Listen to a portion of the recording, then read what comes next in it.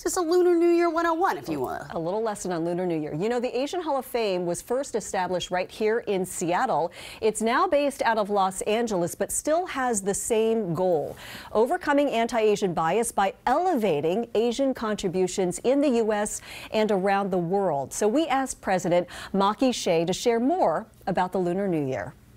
Lunar New Year is one of the most, if not the most important holiday for many communities that have a very strong Asian presence or a very strong Chinese community. It's celebrated by not just China, but 15 countries all around the world. That's about 3 billion people, 10 times the size of the total population of the United States. Shuts down the first day of the new year. This year, the first day is February the 1st. So it changes every year. It's based on the lunar calendar. It's anywhere from mid-January through mid-February. And I like to describe Lunar New Year in a couple of ways. It's kind of like St. Patrick's Day. You don't have to be Irish to wear green. It's all about luck and prosperity and bringing in the new year. It's a lot like Thanksgiving. The largest human migration on the planet happens New Year's Eve, where everybody's taking the plane, train, or automobile home to spend time with family and enjoy the food. And lastly, it's a lot like Hanukkah plus Christmas times 100. The largest consumer spend happens during this time. You got a ton of people shopping, buying red envelopes, buying red jackets like I do, buying gold, buying watches, going to Bridge, and grabbing all the gold they can. And it's a really big part of the tradition of the new year. Historically, how did this start? How did it come about?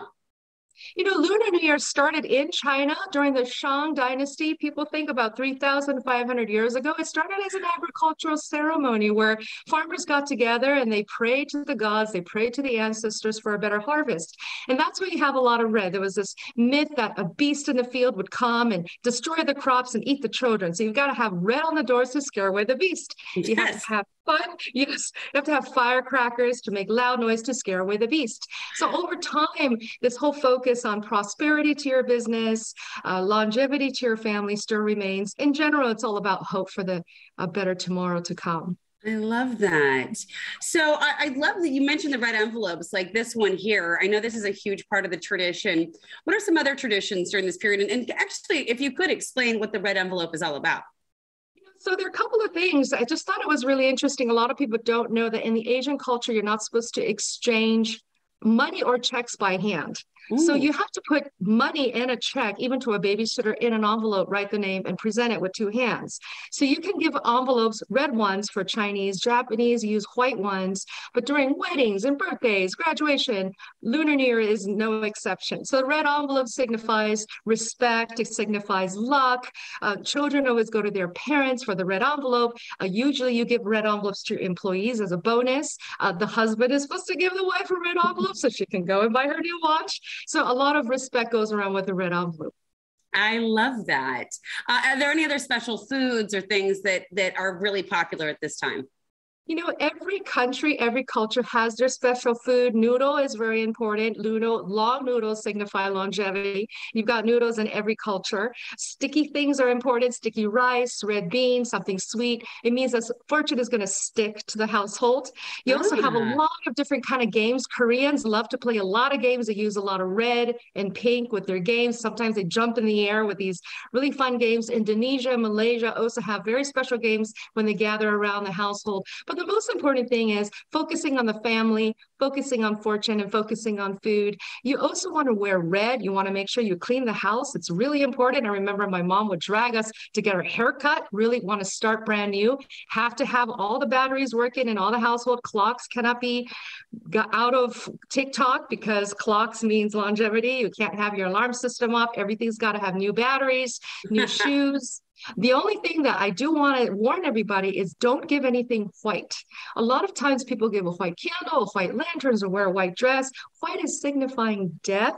Usually you have that in a funeral. Don't do anything white. Another thing is don't give anything in a 4. 4 sounds a lot like the character for death. Again, no can do, just do not do it.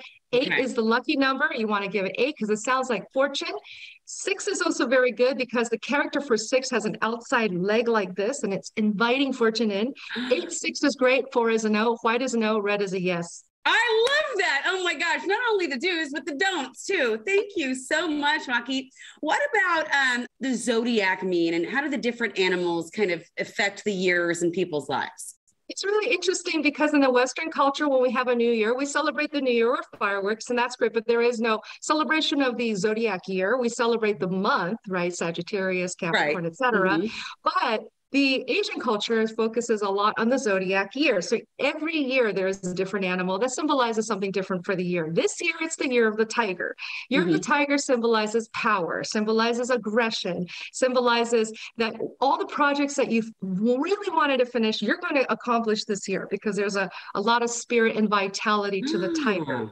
So I'm a tiger, so I'm very happy to say yes. This is your year. It's my year. And what happens is if it's your year, you just feel a sense of renewed luck and everybody wants to do business with you. I love it. Now, Maki has promised to come back and tell us more about the work they're doing at the Asian Hall of Fame. And you know, Mimi, I am the year of the sheep or the ram, and I confess to Maki that didn't sound as cool as the tiger. Yeah, tigers definitely seems a lot more intimidating. Cool. I'm the year of the rabbit, which rabbits are usually gentle and quiet, patient, and very responsible. Does that sound like me? 100%, except for the quiet part. So there are 12 zodiac animals. So every 12 years, your year will come up. So it'll be another 12 years until it's the year of the tiger. Mine is next year. I'm the year of the rabbit. So I didn't even check when my next year is. So it's every 12 years. So I'll be 48 next year. So I was the year of the rabbit 4 times. Very cool.